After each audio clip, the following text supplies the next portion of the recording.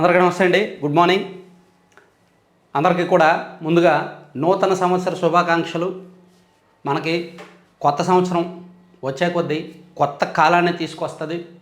So ఇప్పుడు ఈ సంవత్సరం మనకి 365 కొత్త అవకాశాలు కూడా ఉంటాయి. ప్రతి అవకాశాన్ని కూడా అందుకోండి, సద్వినియోగం చేసుకోండి.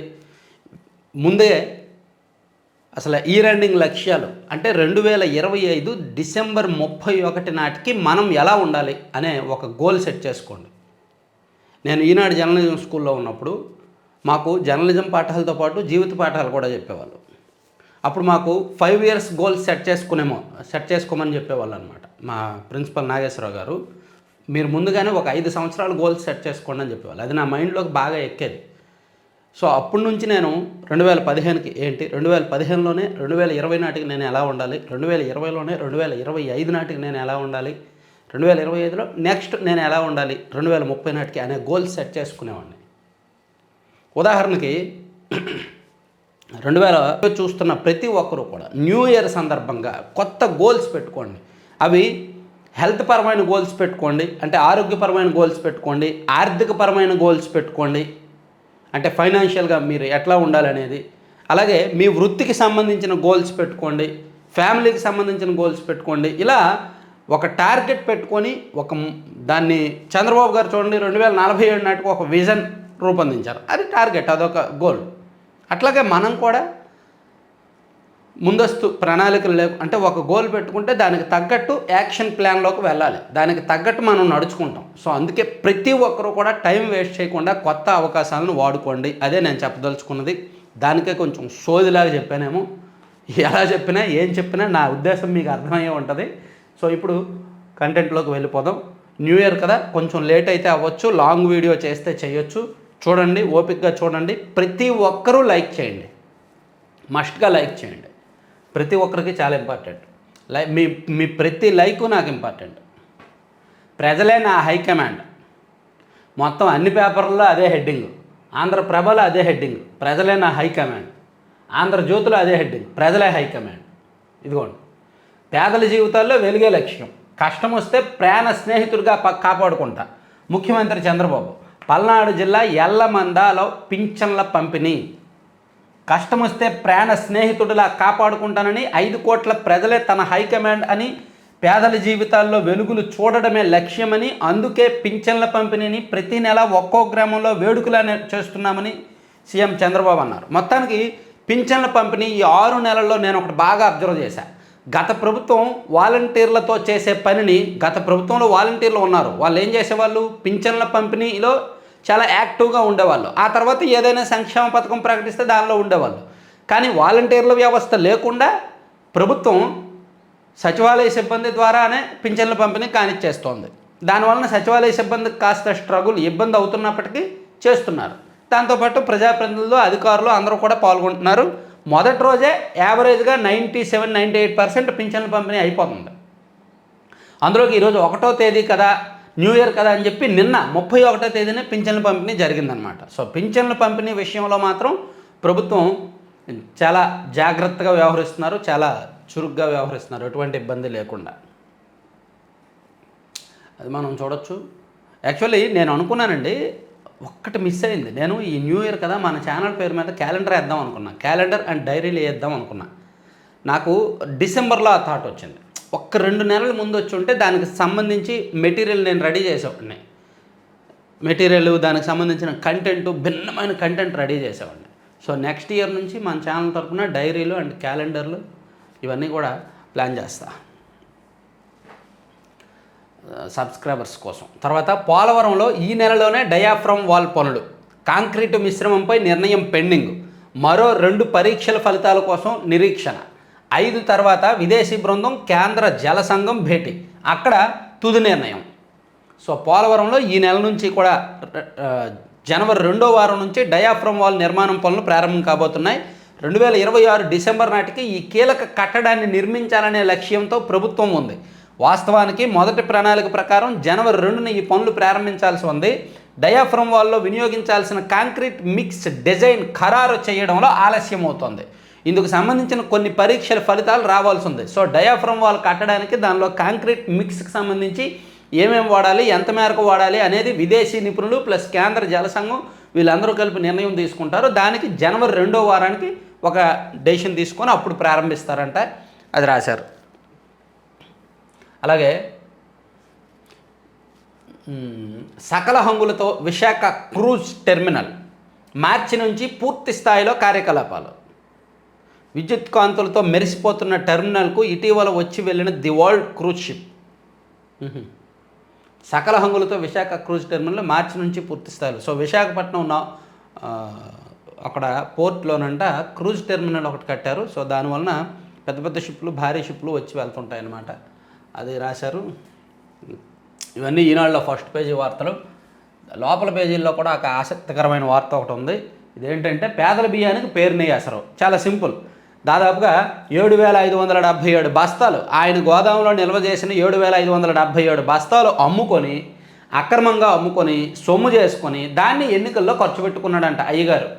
ఇన్ని నీతి కబుర్లు చెప్పి ఇన్ని ప్రెస్ మీట్లు పెట్టి ఆయన చేసిన ఘనకార్యం అది. మాట్లాడితే పవన్ కళ్యాణ్ గారి మీదకి ఒంటికాల మీద లేచిపోతాడు ఆయన.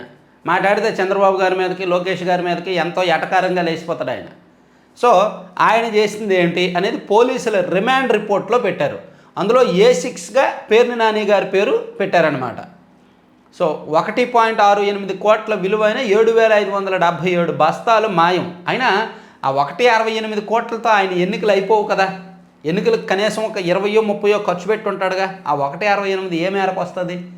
రిమాండ్ రిపోర్ట్లో పోలీసులు వైకాపా నాయకుడు మాజీ మంత్రి పేర్ని నాని పేదలకు పంచాల్సిన రేషన్ బియ్యం అమ్మేసుకొని ఆ డబ్బు ఎన్నికల్లో ఖర్చు చేశారు. ఆయన భార్య జయసుధ పేరిట నిర్మించిన గోదాముల్లో పౌర సరఫరాల శాఖ నిల్వ చేసిన రేషన్ బియ్యాన్ని చూడండి, మచిలీపట్నం ప్రజలారా, మీకు అందించాల్సిన బియ్యాన్ని అమ్ముకొని మీకే డబ్బులు పెంచాడంట ఆయన ఎన్నికల్లో ఖర్చు. గోదాము మేనేజర్ బేతపూడి మానస్ తేజను ముందు పెట్టి ఈ కుట్ర అమలు చేశారు. రేషన్ బియ్యం అమ్మినందుకు ఫోన్పే ద్వారా సొమ్ము చెల్లింపులు జరగగా ఆ డబ్బంతా మానస్ తేజ ద్వారా చివరికి నానికే చేరింది. ఈ అక్రమం బయటపడకుండా ఉండేందుకు గోదాము వద్దనున్న వే బ్రిడ్జిని ట్యాంపరింగ్ చేశారంట. సో ఇది మొత్తం మీద A1గా జయసుధ గారు ఉన్నారు, పేర్ని నాని గారి భార్య. A2గా గోదాం మేనేజరు, A3గా సాంకేతిక విభాగం assistant manager Chintam Koti Reddy, lorry driver Mangarao, లీజుకి తీసుకొని నడిపిస్తున్న బొర్ర ఆంజనేయులు, A6గా పేర్ని నాని వీళ్ళు ఉన్నారనమాట. సో జయసుధ గారిని అరెస్ట్ చేయలేదు, కోర్టు ఆమెకు ముందస్తు బెయిల్ ఇచ్చింది. కానీ నాని గారిని అరెస్ట్ చేసే అవకాశం అయితే ఉంది. ఇక కొడాలి నాని ప్రధాన అనుచరుడు కాళీ అరెస్ట్ అయ్యాడు. గన్నవరంలో గుడివాడలో తెలుగుదేశం పార్టీ ఆఫీసు, అది రావి వెంకటేశ్వరరావు గారిది ఏదో షాప్ అనుకుంటుంది, దుకాణం ఏదో అది. సో తెదేపా కార్యాలయం అండ్ తెదేపా నేత రావి పైన పెట్రోల్ ప్యాకెట్లతో దాడి చేశాడు. ఈ ఘటనపై రావి వెంకటేశ్వరరావు ఫిర్యాదు చేసిన నాటి అధికార పార్టీ ప్రోద్బలంతో నిందితులను అరెస్ట్ చేయలేదు. పైగా రావి వర్గీయులు ఇతర తెదేపా నాయకులపై ఎదురు కేసులు నమోదు చేశారు. కూటమి ప్రభుత్వం వచ్చాక ఈ కేసును సీరియస్గా దర్యాప్తు చేసి అందులో కీలక నిందితుడిగా ఉన్న కొడాలి నాని గారి ప్రధాన అనుచరుడిగా ఉన్న కాళీని నిన్న పోలీసులు అరెస్ట్ చేశారు. సో వాళ్ళు ఇచ్చిన స్టేట్మెంట్ మేరకు కొడాలి నాని ప్రస్తావన కూడా వచ్చిందంట. కొడాలి నాని చెప్తేనే మేము దాడి చేశాము, కొడాలి నాని చెప్తేనే మేము పెట్రోల్ ప్యాకెట్లు తీసుకెళ్ళి దాడి చేశామని వాళ్ళు ఇచ్చారంట వాంగ్మూలం. ఆ వాంగ్మూలం ఆధారంగా మేబీ కొడాలి నాని గారిని కూడా అరెస్ట్ చేసే అవకాశం ఉంది ఈ కేసులో. అదిగోండి, అదే నిందితుడిగా కొడాలి నాని అని చెప్పి అదే రాశారు. తర్వాత ఇంటర్ విద్యార్థులకు మధ్యాహ్న భోజనం అంటండి, కొంచెం క్వాలిటీగా పెట్టండి, పెడితే మంచిదే. అదేదో ప్రచారం కోసమో ఆర్భాటం కోసమో కాకుండా విద్యార్థులు తినేలాగా పెట్టండి, క్వాలిటీగా పెట్టండి. చాలా చోట్ల మధ్యాహ్న భోజనం బాగోట్ల. తర్వాత 3 నుంచి ప్రపంచ తెలుగు సమాఖ్య మహాసభలు HICC వేదికగా నిర్వహణ. ప్రారంభ కార్యక్రమానికి సీఎం చంద్రబాబు, 5న ముగింపు ఉత్సవాలకు తెలంగాణ సీఎం రేవంత్ రెడ్డి, హాజరు కానున్న ఇతర తెలుగు ప్రముఖులు, సినిమా కళాకారులు, సాహితీవేత్తలు. బాగుందండి. 3వ తేదీ నుంచి ప్రపంచ తెలుగు సమాఖ్య మహాసభలు అంట. ప్రపంచ తెలుగు సమాఖ్య 12వ ద్వైవార్షిక మహాసభలు ఈ నెల 3 నుంచి 5 వరకు హైదరాబాద్లోని HICC వేదికగా జరగనున్నాయి.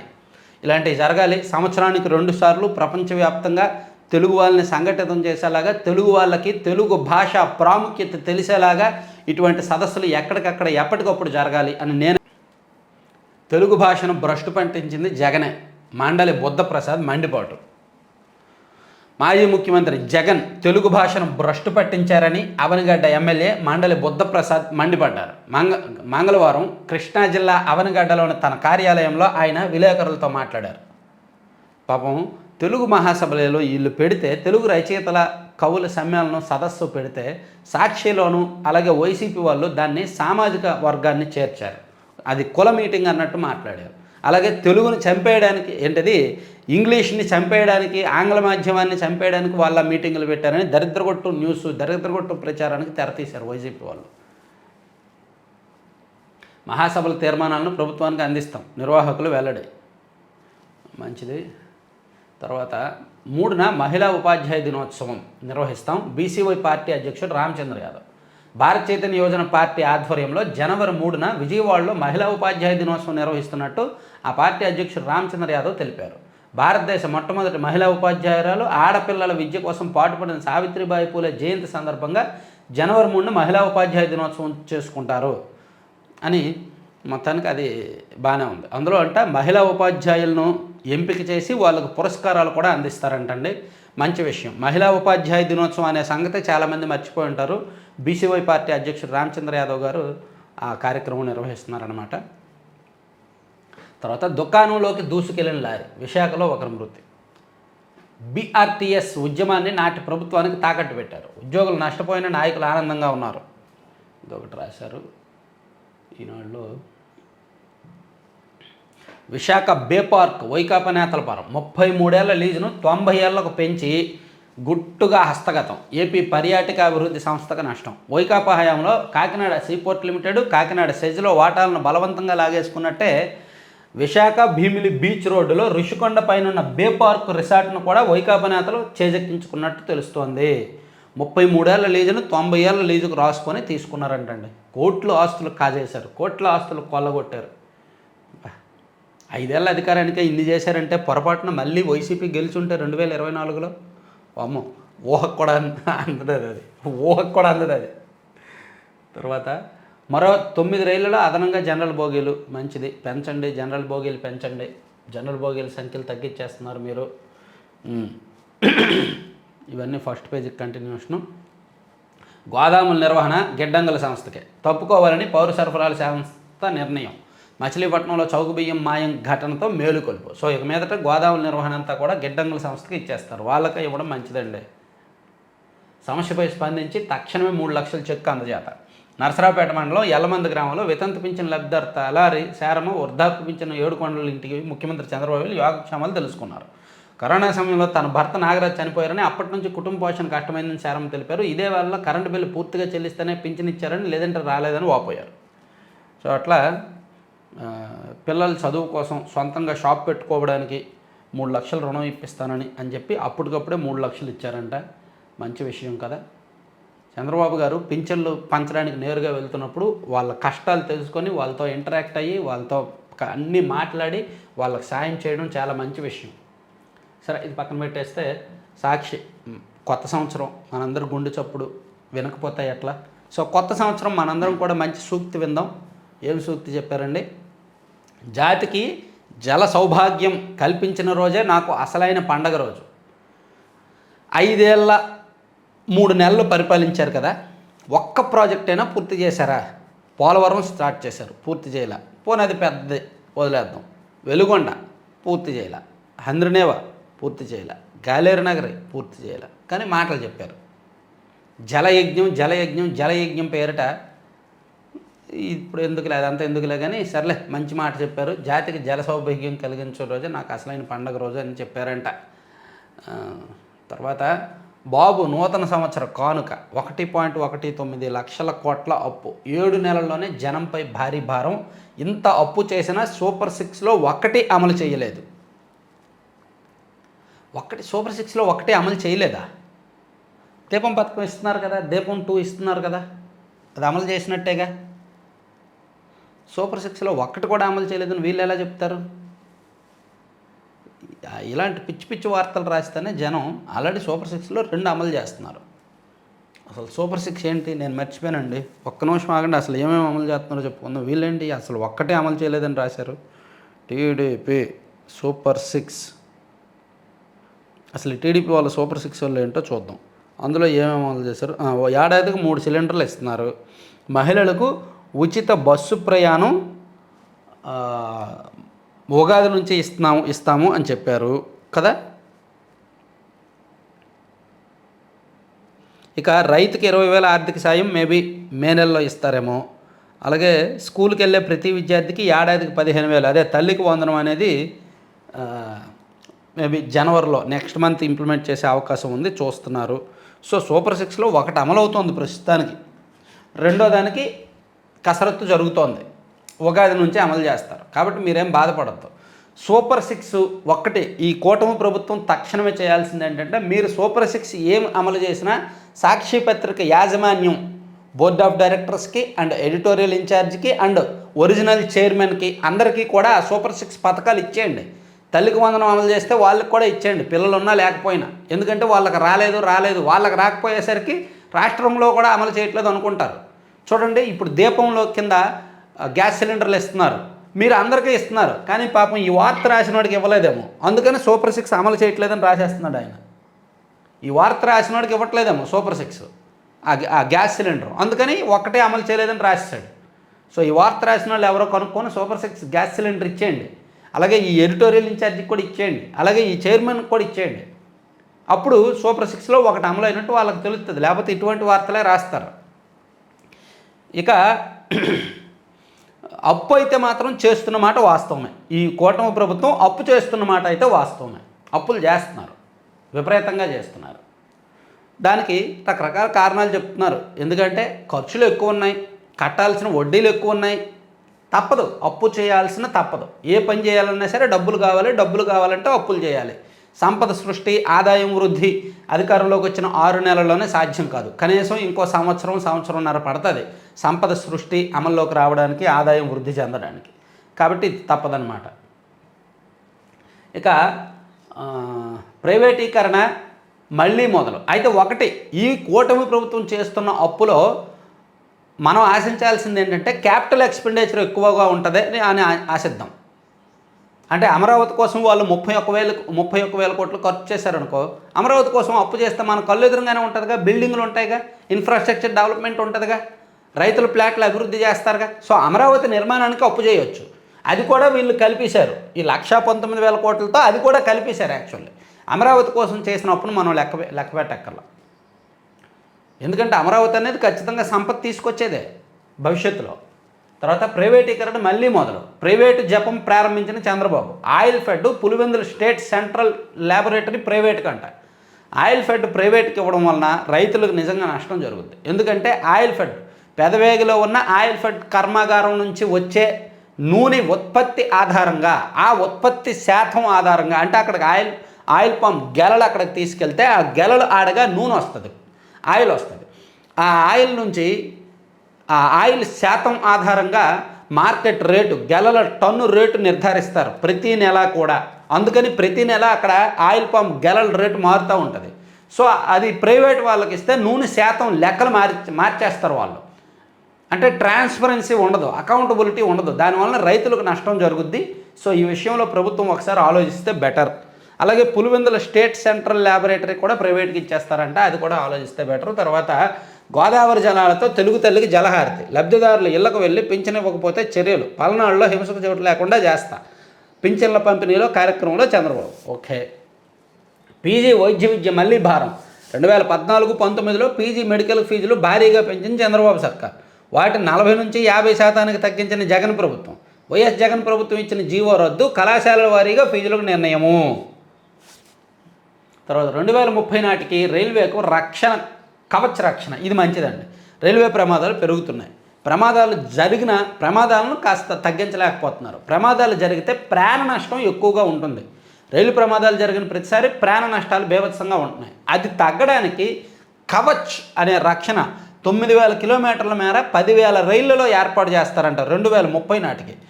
7 రకాల ప్రమాదాల నుంచి రక్షణ. ఏపీలో ఇప్పటికే 120 కిలోమీటర్లలో కవచ్ ఉంది. మరో 550 కిలోమీటర్ల మేరకు కవచ్ ఏర్పాటు చేస్తారంట. దానివలన ప్రమాదాలు జరిగిన ప్రాణ నష్టం జరగకుండా ఉంటుంది. ఇది మంచి నిర్ణయం.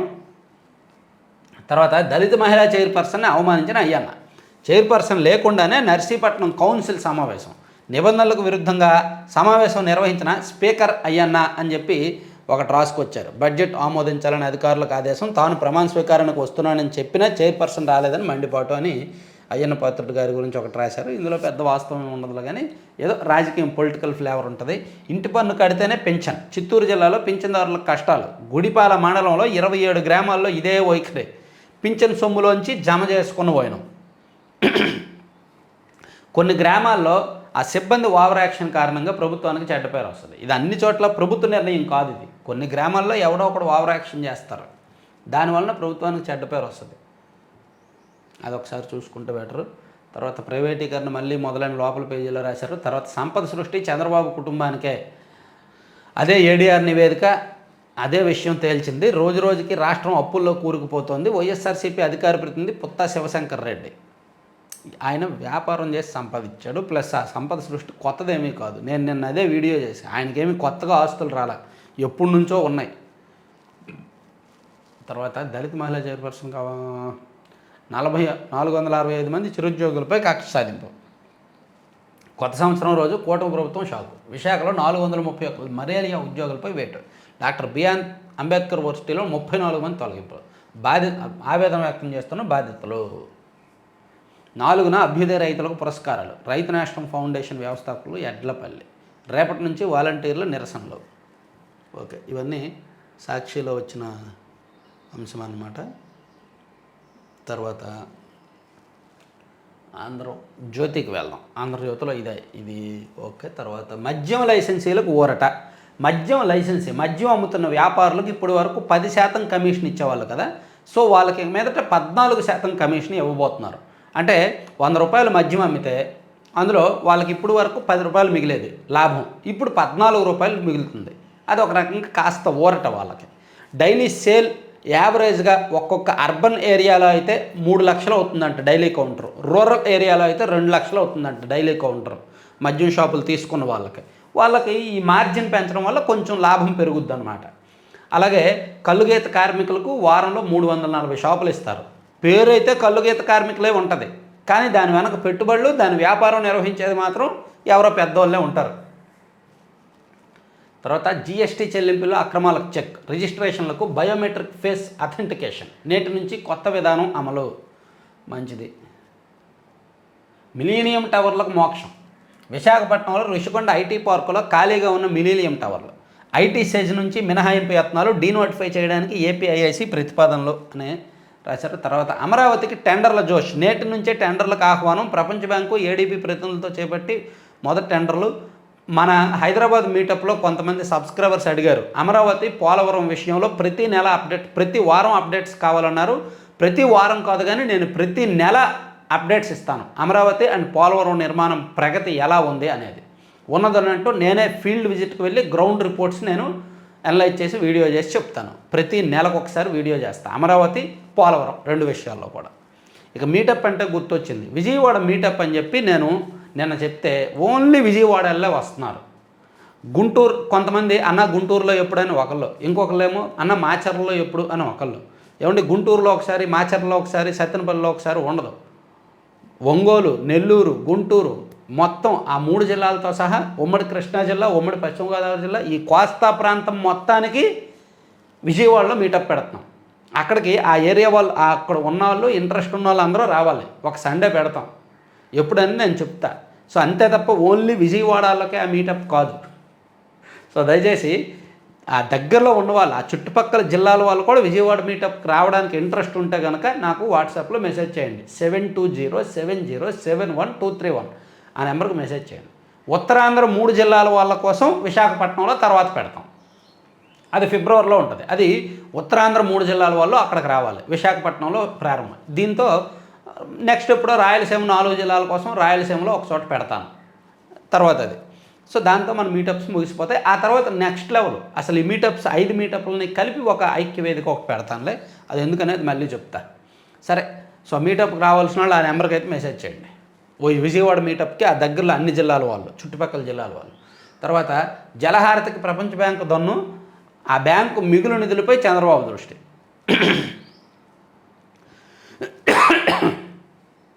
40,000 కోట్లు ఇస్తుందంట.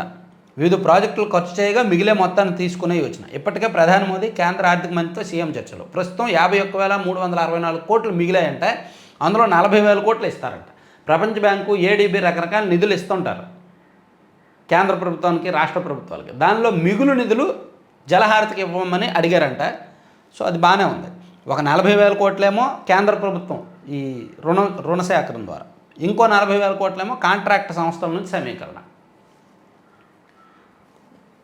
బాగానే ఉంది, మంచి ఆలోచన. తర్వాత ఆన్లైన్లో బ్రేక్ దర్శనాలు బుకింగ్ అంట. ఇప్పుడు వరకు బ్రేక్ దర్శనాలకి వాళ్ళు లెటర్లు ఇచ్చేవాళ్ళు ఎమ్మెల్యేలు. ఇక మీద లెటర్లు కాకుండా వాళ్ళకు ఒక యూజర్ ఐడి, పాస్వర్డ్ ఇస్తే వాళ్ళే లాగిన్ అవుతారు.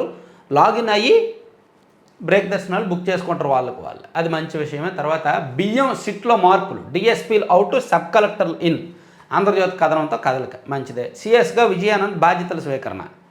విజయానంద్ గారు పాపం ఒకప్పుడు ఈనాడిని, ఆంధ్రజ్యోతిని తిట్టడానికి ప్రెస్ మీట్ పెట్టారు ఆయన. వైసీపీ అధికారంలో ఉన్నప్పుడు తప్పలేదు ఆయనకి. సో ఇప్పుడు ఆయన సీఎస్గా ఉన్నారు. ఆయన నవంబర్లో రిటైర్ అవ్వబోతున్నారు. ఆ తర్వాత సాయి ప్రసాద్ గారు సీఎస్గా వచ్చే అవకాశం ఉందంట. తర్వాత 5 ఐఏఎస్లకు పదోన్నతులు. ముఖ్య కార్యదర్శులుగా సురేష్ కుమారు, ఆరోగ్యరాజ్. కార్యదర్శులుగా కార్తికేయ మిశ్రా, వీరపాండియన్, శ్రీధర్. ప్రస్తుతం ఉన్న పోస్టుల్లోనే కొనసాగిస్తూ ఉత్తర్వులు. పదోన్నతులు ఇచ్చారు కానీ పోస్టులు ప్రస్తుతం ఉన్నాయన్నమాట. సో ఇవి రాశారు. ఓకే, తర్వాత ఆంధ్రప్రభ చూద్దాం. ఇంకా చివరగా కొత్త లక్ష్యాలతో సరికొత్త శిఖరాల వైపు. జూన్ 12 నాటికి సూపర్ 6లో 90% పూర్తి చేసే దిశగా ప్రణాళిక. సరికొత్త వ్యూహంతో సీఎం చంద్రబాబు అడుగులు. సో సూపర్ 6లో 90% హామీలు జూన్ 12వ తేదీ కల్లా అమలు చేస్తారు. అంటే 1 ఇయర్ అధికారం చేపట్టి 1 ఇయర్ అయ్యేసరికి సూపర్ 6లో 90% అమలు చేయాలని టార్గెట్ అంట. మంచి విషయమే. తర్వాత బీపీసీఎల్ మెచ్చింది, రిఫైనరీ ఇచ్చింది. ఆంధ్రప్రదేశ్ గెలుచుకున్నది ఇలా. 4 రాష్ట్రాలు పోటీ పడ్డాయి. రాయితీలు, సబ్సిడీలతో బీపీసీఎల్ వెంటపడ్డాయి. ప్రధాని మోడీ ద్వారా బీపీసీఎల్ ముందు కొత్త ప్రతిపాదన పెట్టిన సీఎం చంద్రబాబు. ఒకవైపు చంద్రబాబు మంత్రాంగం, మరోవైపు రాష్ట్రంలో సానుకూల వాతావరణం. మీనమేషాలు లేకుండా ముందుకొచ్చిన బీపీసీఎల్ పాలకవర్గం రాష్ట్రానికి రిఫైనింగ్ పవర్ హౌస్గా గుర్తింపు వచ్చేందుకు మార్గం సుగమమని 4 రాష్ట్రాలు పోటీ పడ్డాయి. అందులో గుజరాత్ కూడా ఉంది యాక్చువల్లీ. మహారాష్ట్రలో ముంబై, కేరళలో కొచ్చి, మధ్యప్రదేశ్లోని బినా, అస్సాంలోని నుమాలిగఢ్. ఈ ప్రాంతాల్లో ఆల్రెడీ బీపీసీఎల్ రిఫైనరీ ప్రాజెక్టులు ఉన్నాయి. సో ఇప్పుడు కొత్త ప్రాంతంలో వచ్చినప్పుడు గుజరాత్, మహారాష్ట్ర, పశ్చిమ బెంగాల్, తమిళనాడు పోటీ పడ్డాయి. మన ఆంధ్రప్రదేశ్తో పాటు గుజరాత్, మహారాష్ట్ర, పశ్చిమ బెంగాల్, తమిళనాడు ఈ 4 రాష్ట్రాలు కూడా పోటీ పడినప్పటికీ ఆంధ్రప్రదేశ్కి వచ్చిందనమాట. తర్వాత 2029 నాటికి ఆర్టీసీలో ఈ బస్సులు రిమోట్ సెన్సింగ్ ద్వారా ప్రాంతాలకు యథాతథం. మంచిది. తర్వాత గీత కులాలకు మద్యం షాపులు మంచిది. గీత కులాలకి ఇచ్చినవి గీత కులాల వాళ్ళే నిర్వహించండి, బయట వాళ్ళకి ఇవ్వద్దు. ఎందుకంటే అది మీకోసం ఇచ్చినవి కాబట్టి. బయట వాళ్ళు మేము పెట్టుబడి పెడతాం, మేము మీకు అప్పులు ఇస్తాం, మేము మీ పేరు మీద లైసెన్స్ తీసుకుంటాం అని నమ్మొద్దు, ఇవ్వద్దు. సరే, ఇవన్నీ 4 పత్రికల్లో వచ్చిన అంశాలు. సో మరోసారి అందరికీ కూడా నూతన సంవత్సర శుభాకాంక్షలు. మరోసారి అందరూ కూడా వీడియో లైక్ చేయండి. ఖచ్చితంగా లైక్ చేసి షేర్ చేయండి. కొత్త వాళ్ళు ఎవరైనా ఉంటే సబ్స్క్రైబ్ చేసుకోండి. కొత్త సంవత్సరం కదా, మ్యాక్సిమం సబ్స్క్రిప్షన్స్ వచ్చేలా చూడండి. మీ మిత్రులందరికీ కూడా వీడియో గురించి చెప్పండి, మన ఛానల్ గురించి చెప్పండి. Thank you very much.